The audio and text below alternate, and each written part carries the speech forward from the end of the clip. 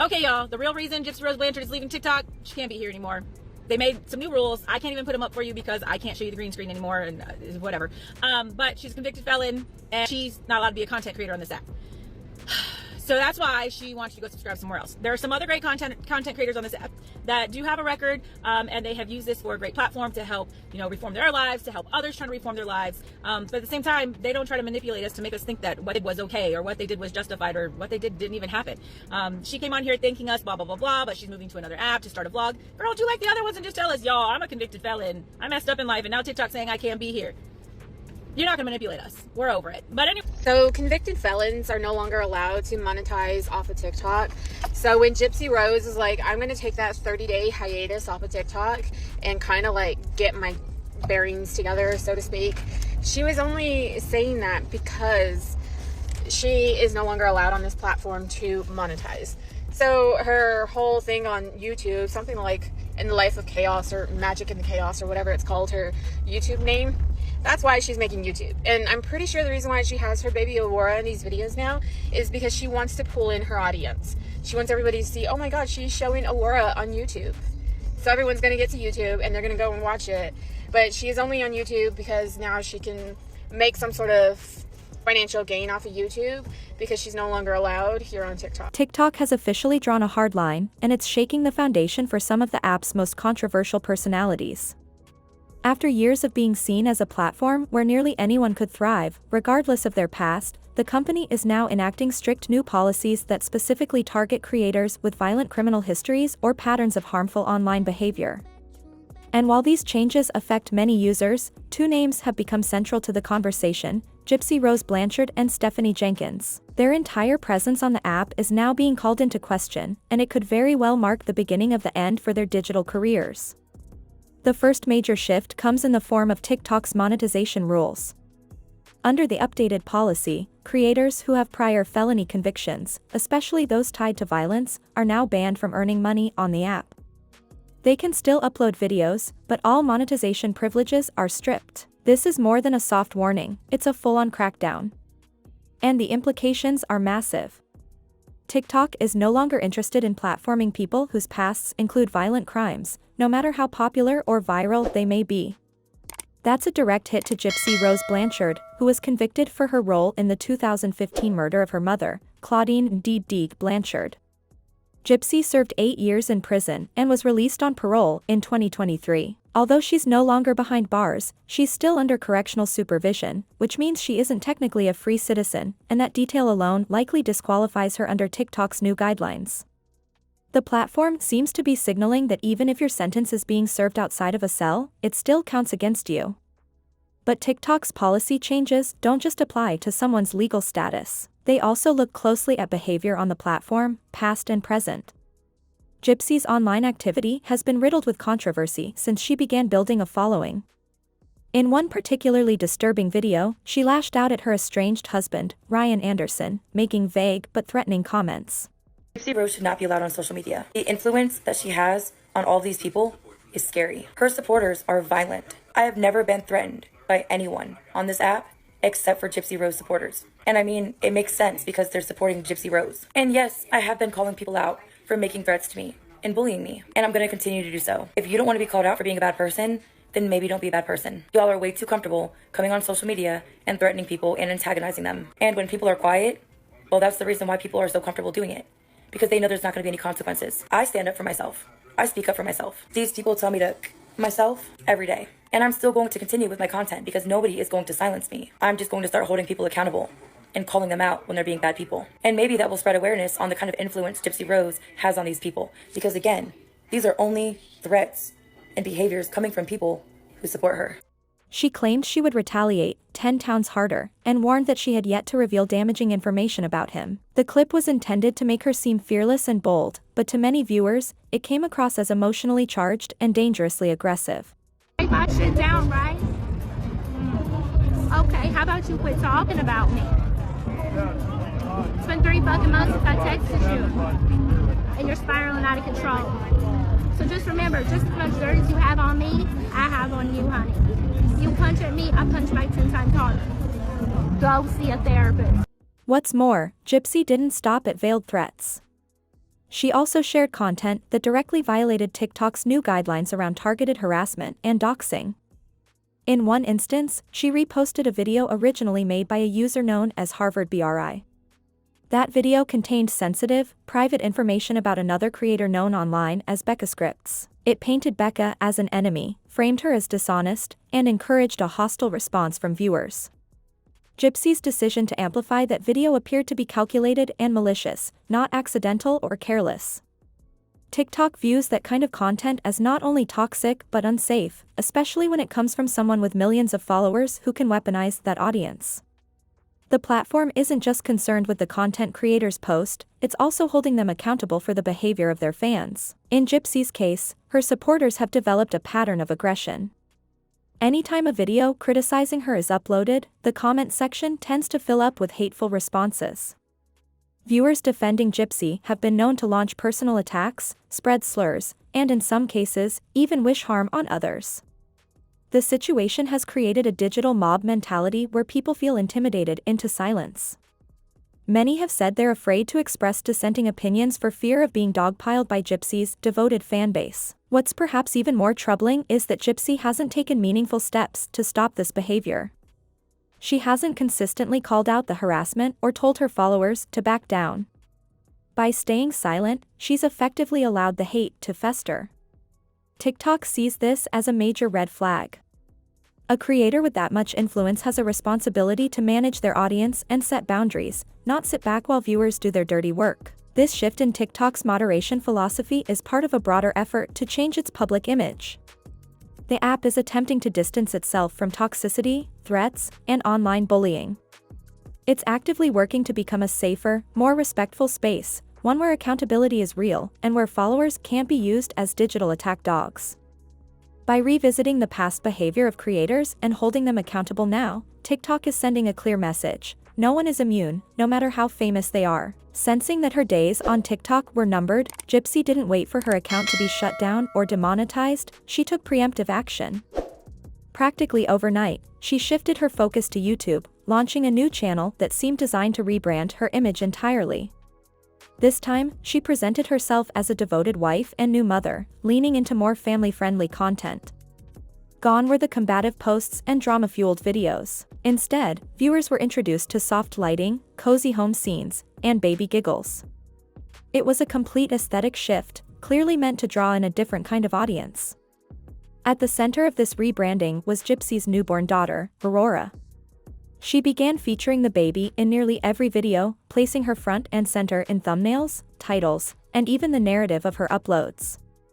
The child became the emotional hook, the clickbait, the sympathetic angle. It worked, curiosity drove the views up, and people flocked to see Gypsy in this new maternal role. But to others, it felt manipulative. Critics began accusing her of exploiting her baby for clout. This wasn't just sharing the joys of motherhood, it felt like a calculated attempt to soften her image, win sympathy, and maintain a profitable online presence. There's a darker side to this strategy, too. Children can't consent to being broadcast to millions of strangers. Once those videos are uploaded, they're there forever, part of a digital footprint that the child will have no control over. And under TikTok's new policies, this kind of content would likely be flagged. The platform has become increasingly strict about featuring minors, especially when there's any indication that the child's well-being isn't the top priority. For Stephanie Jenkins and others with checkered reputations or criminal pasts, these changes signal a warning. The platform isn't just watching, they're actively enforcing. Anyone who once felt safe hiding behind their follower count or past popularity is now at risk.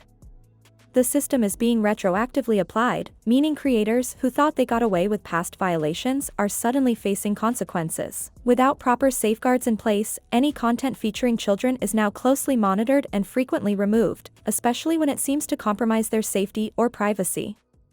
That's part of why Gypsy Rose Blanchard turned her focus to YouTube. With TikTok tightening its rules, YouTube likely felt like the next viable option.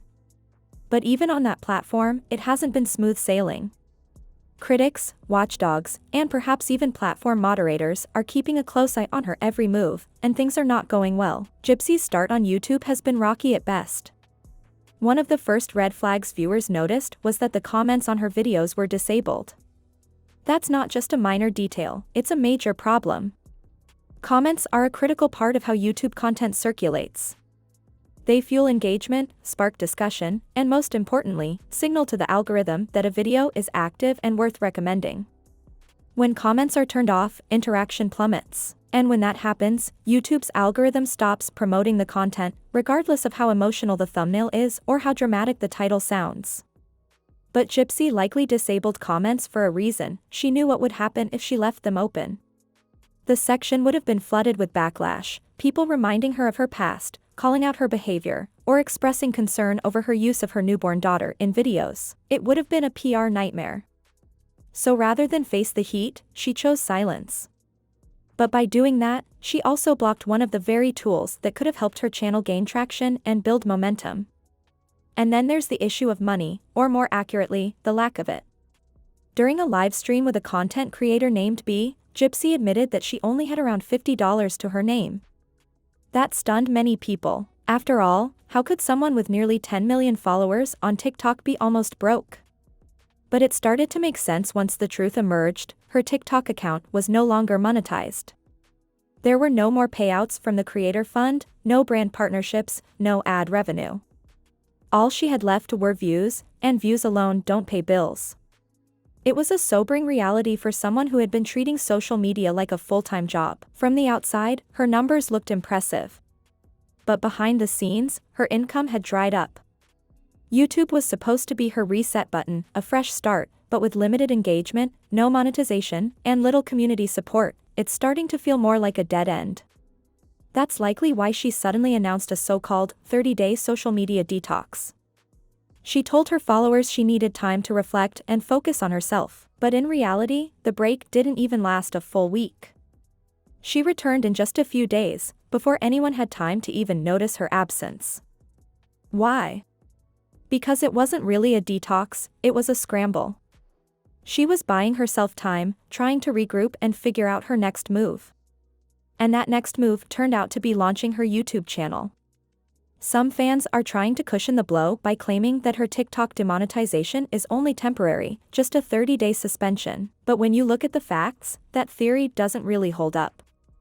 Gypsy is still a convicted felon with a violent background, and TikTok's new policy explicitly targets that. Her criminal record isn't going to vanish once her parole ends. And even if she's technically free, her past puts her at permanent odds with the platform's rules. Plus, TikTok isn't giving second chances anymore. One more serious misstep, like another threatening video or targeted post, and she won't get a warning. She'll be banned outright. Despite all of this, Gypsy is still actively using TikTok, but now mainly as a tool to funnel traffic to her YouTube channel. She repeatedly tells viewers to check out her videos over there. But that strategy comes with its own problems. TikTok's updated rules now prohibit creators from using the app to push users toward other monetized platforms. That kind of cross-promotion is a violation, especially when it's done deliberately and frequently. So when you connect all the dots, the fake detox, the loss of monetization, her ongoing legal status, and the rule-breaking redirection to YouTube, it becomes clear that Gypsy is skating on very thin ice. And that ice is rapidly cracking. The truth is, she got too comfortable profiting from notoriety.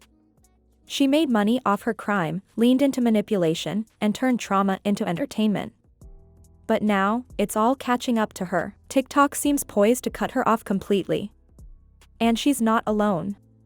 Take Stephanie Jenkins, for instance. She's a mother of 7 who went viral for showcasing her life in extreme poverty, but instead of using her platform to inspire or uplift, she leaned into a narrative that many found disturbing. Her videos often depicted her children living in cramped, borderline uninhabitable conditions inside a one-room motel. And this wasn't a one-off video, this became her whole brand. I think the Jenkins are going to get demonetized after the new TikTok guidelines go into effect May 20th. So one of their new guidelines is you cannot make TikTok look bad on or off the app. And, well, the Jenkins are making TikTok look bad everywhere. A family of 7 living in a 1-bedroom apartment where the adults get the bedroom and the kids sleep next to the front door and the refrigerator and the onions. That makes TikTok look on or off the app. You saw the condition of those cats that she abandoned. That makes TikTok look bad. Moving to your third motel shelter-like thing makes TikTok look bad. Also, moving to your third motel shelter-like thing and having to move every 28 days so you don't establish residency makes TikTok look bad. Not strapping your kids into the car properly, letting your very small daughter ride up front and the seatbelt is like almost wrapped around her neck. doesn't make TikTok look good. Drew refusing to get a job and having warrants, and her having the charges for those abandoned animals does not make them look good, on or off the app. And now TikTok can cap how much money you are making. So, I think that they are going to be making too much money, doing too much off the app, making TikTok look bad on the app, and I think they're going to get demonetized. What do you guys think? I also think they put a little guideline in there for Adrielle Sigler. They wanted people to know that you, if you make money from TikTok, are not an employee. You are an independent contractor. TikTok is not your job. You are an independent contractor of TikTok. Oh, and now they don't want you to talk about how much money you make on this app or don't make. They don't want you to be transparent. So if you are transparent about your money, if you are doing things on or off the app that make TikTok look bad, you can get demonetized. Oh, and TikTok now can make you pay back your reward. Like if they overpay you and they deem that they shouldn't have paid you, they can make you pay those rewards back. And you can get strikes on your account. In your DMs, your comments, your videos, anywhere that you are leaving your footprint on TikTok, you can get strikes on your account and then potentially bananaed. So even if you say the things like, girl, you crazy, you're gonna get in trouble for that. I feel like I should just not even comment anymore because I get in trouble for about 45% of my comments that I leave. Viewers saw her kids sleeping on what looked like bare floors, surrounded by grocery bags, toys, and plastic bins used in place of furniture. There were no real beds, no personal space, and no sense of safety. In one video, the front door of the motel room opened directly into their living space, with no barrier between the outside world and her young children. Piles of clothes sat in corners, food was stacked in plastic crates. This wasn't just a one-off moment of crisis that Stephanie decided to share online, it turned into her entire content blueprint. What began as a glimpse into a difficult situation spiraled into a regular feed of her family's worst struggles. Her kids were shown lying on cold, hard floors, crammed into small spaces without any sense of privacy or comfort. And instead of framing it as, here's what we're facing, and here's how we're trying to rise above it, Stephanie simply kept filming, not for support or awareness, but to go viral. It's not the act of sharing that upsets so many. It's the fact that she leaned into it, building a brand out of her children's suffering, with no visible attempt at change or resolution. That's what turned people against her. And now, it might be exactly what pushes her off TikTok for good. The app has become increasingly strict about content that reflects poorly on the platform, especially the kind that highlights neglect or exploitation, and Stephanie's posts do just that. Even worse, she's captured moments of abandoning her family's cats, an act many viewers called out as animal abuse, a direct breach of TikTok's policies. Her followers have seen her children repeatedly uprooted, jumping from one shelter to the next, constantly stuck in chaotic environments. One video even shows her tiny daughter, clearly not old enough for the front seat, buckled in with a seatbelt that wouldn't protect anyone in a crash. It's not just irresponsible, it's dangerous. The living conditions shown are often disturbing: clothes stuffed in plastic tubs, food bags on the floor, bathrooms left in disarray. And her partner, Drew? He's frequently seen playing video games all day, making no effort to support the family. Altogether, the situation looks more like neglect than resilience, and when monetized, it puts TikTok in a deeply uncomfortable spotlight. Still, Stephanie doesn't seem to acknowledge this. In her view, the backlash is just online hate. She claims that people are trying to sabotage her success because they don't like her or are jealous. But what she doesn't seem to understand is that the reports aren't just coming from random viewers, they're coming from TikTok itself. The platform now uses a mix of algorithms and human moderators to flag problematic content. Stephanie has triggered countless red flags, from dangerous situations involving her children to potentially deceptive narratives. Her content isn't being reported out of spite, it's being flagged because it repeatedly crosses lines. TikTok's current system doesn't just respond to mass reporting anymore, it watches how people engage with content, recognizes patterns, and evaluates risk. And Stephanie's uploads are repeatedly ticking all the wrong boxes. TikTok now encourages creators to share meaningful, safe, and authentic stories, not shock content that exploits trauma or misery for clicks. But Stephanie's entire online presence seems to be built on her family's pain. Her posts don't just document hardship, they highlight and amplify it. Every new video seems to focus on just how bad things are: another day in a motel, another clip of her kids without beds, another example of just how unstable their lives are. And the more unsettling the content, the more views it racks up. Many feel that she's monetizing their misery. The heartbreaking part? The kids have no agency in any of this. They're not being asked if they want to be filmed or shared with millions of strangers. Their personal lives, messy, painful, and vulnerable, are being broadcast like episodes in a reality show. And instead of pivoting towards solutions, Stephanie seems stuck in a loop, because struggle brings attention, and attention brings money. Gypsy Rose is another example, and while her situation is different, the effect is similar. Her fame stems from a deeply disturbing crime involving her mother. And no matter how many new titles she gives herself, wife, content creator, survivor, people tune in because of her past. Her audience is fueled by the infamy, not the rebrand. And TikTok seems to be moving away from promoting that kind of influence. The platform is drawing a line. Trauma should not be a currency for clout. Especially when it drags in others who never chose to be in the spotlight, like kids. These updated rules seem to reflect a shift in values. TikTok no longer wants to be the place where pain equals profit. So what happens now?